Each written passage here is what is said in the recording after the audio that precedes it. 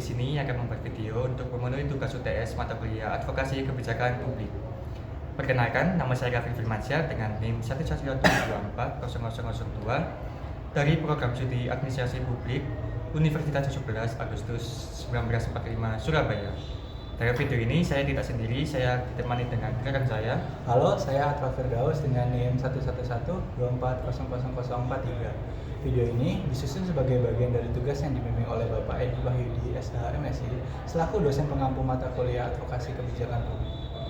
Semoga penjelasan yang kami sampaikan bisa mudah dipahami dan bermanfaat. Terima kasih dan selamat menyaksikan. Jadi di sini saya akan menjelaskan apa itu advokasi kebijakan.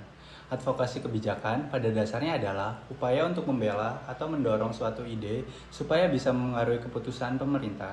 Jadi bukan sekedar ngomong atau kampanye biasa, tapi lebih ke usaha terarah supaya kebijakan bisa berubah, dipertahankan atau bahkan dicegah. Intinya, advokasi ini punya strategi yang jelas dan biasanya menyasar orang-orang yang punya kekuasaan dalam mengambil keputusan. Caranya lewat komunikasi yang persuasif, bisa langsung ke pembuatan kebijakan atau lewat pihak lain seperti media dan masyarakat, supaya tekanannya makin kuat. Prosesnya juga nggak instan, butuh waktu karena harus membangun dukungan, diskusi, sampai negosiasi. Biasanya nih, advokasi dilakukan oleh kelompok atau organisasi, walaupun individu juga bisa. Yang penting, ide atau gagasan yang dibawa itu akhirnya bisa diambil alih oleh pembuat kebijakan, sehingga mereka merasa itu penting dan mau bertindak.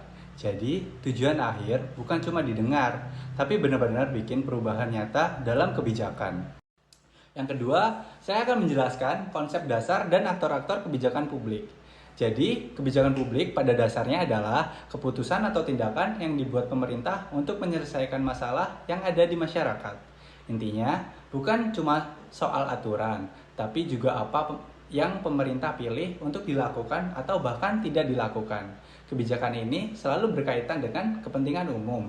Jadi tujuannya bukan untuk individu atau kelompok tertentu saja, melainkan untuk masyarakat luas. Karena dibuat oleh pemerintah, kebijakan publik juga punya kekuatan yang mengikat dan harus dipatuhi. Dalam praktiknya, kebijakan publik tidak muncul begitu saja. Ada proses yang biasanya dimulai dari munculnya masalah di masyarakat, lalu dibahas dan dirumuskan, kemudian diputuskan, dijalankan, sampai akhirnya dievaluasi. Di sini bisa dilihat kalau kebijakan itu sebenarnya hasil dari proses yang cukup panjang dan melibatkan banyak pertimbangan, bukan keputusan yang instan. Yang ketiga, saya akan menjelaskan apa itu teori advokasi. Teori advokasi kebijakan itu intinya soal gimana cara mempengaruhi pemerintah supaya kebijakan jadi lebih baik, bisa diubah atau dibuat baru sesuai kebutuhan masyarakat. Jadi bukan cuma demo, tapi ada strategi pakai data, argumen, dan cara yang tepat biar pemerintah mau mendengar. Caranya bisa bermacam-macam, yaitu bisa lewat lobby langsung, angkat isu lewat media, sampai jalur hukum kalau perlu. Bisa juga dari awal ikut dorong ke kebijakan atau reaksi setelah kebijakan keluar. Prosesnya juga nggak asal-asalan jalan, mulai dari paham masalah, tahu siapa yang punya pengaruh, nyusun argumen, sampai bikin rencana aksi. Biasanya dilakukan bareng-bareng, melibatkan masyarakat, LSM, akademisi, media, dan pihak yang terdampak. Intinya, advokasi itu penting sebagai penyeimbang pemerintah supaya kebijakan nggak sepihak. Karena kebijakan publik sendiri dipengaruhi banyak pihak dan kepentingan. Jadi wajar kalau ada tarik-menarik. Disitulah peran advokasi dibutuhkan supaya hasilnya lebih adil dan sesuai kebutuhan masyarakat. Apa sih komunikasi politik dan komunikasi kebijakan itu? Komunikasi politik merupakan proses penyampaian pesan yang berkaitan dengan kekuasaan, pemerintahan, dan kepentingan publik dengan tujuan mempengaruhi opini, sikap, serta perilaku masyarakat.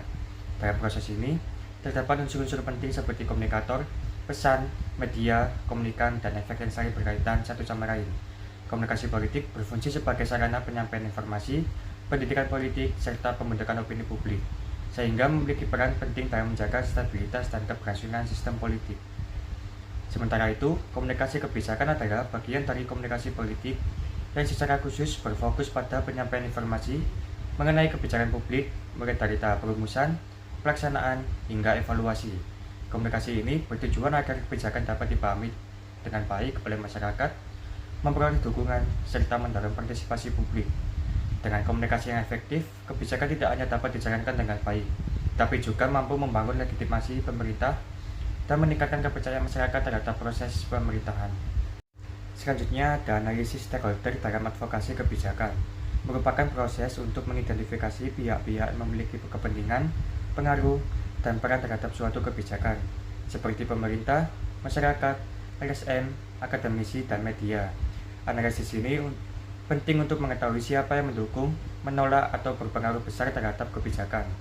Melalui pendekatan ini, pembuat advokasi dapat memahami posisi aktor berdasarkan tingkat kekuatan dan kepentingan, sehingga strategi menjadi lebih tepat sasaran. Misalnya dengan menggunakan metode power versus interest gap untuk memetakan stakeholder. Selain itu, strategi dalam analisis stakeholder bertujuan membangun komunikasi, kolaborasi, dan dukungan yang efektif dalam advokasi kebijakan. Dengan memahami karakter dan kepentingan tiap pihak, strategi dapat dilakukan melalui negosiasi, komunikasi persuasif, dan pembentukan koalisi. Hal ini juga membantu mengantisipasi konflik serta menjadikan kebijakan lebih inklusif, partisipatif, dan responsif terhadap kebutuhan masyarakat. Yang terakhir ada framing isu dalam advokasi dan komunikasi kebijakan. Merupakan proses membingkai suatu masalah agar dipahami publik sesuai sudut pandang tertentu. Dalam advokasi, framing digunakan untuk menonjolkan aspek tertentu agar dapat menarik perhatian, membentuk persepsi, dan mempengaruhi opini masyarakat maupun pembuat kebijakan. Framing tidak hanya menyampaikan informasi, tetapi juga melibatkan penentuan masalah, penyebab, serta solusi, sehingga isu yang awalnya biasa dapat terlihat lebih penting dan mendesak. Selain itu, strategi pesan sangat menentukan keberhasilan framing dalam advokasi kebijakan. Pesan harus disusun secara jelas, sederhana, relevan, dan berbasis data agar mudah dipahami dan dipercaya. Pendekatan rasional dan emosional seperti penggunaan narasi juga penting untuk membangun empati publik. Dengan memanfaatkan media, pesan dapat menjangkau lebih luas, sehingga framing isu dan strategi pesan menjadi kunci dalam membentuk opini, mendorong partisipasi, dan meningkatkan keberhasilan kebijakan.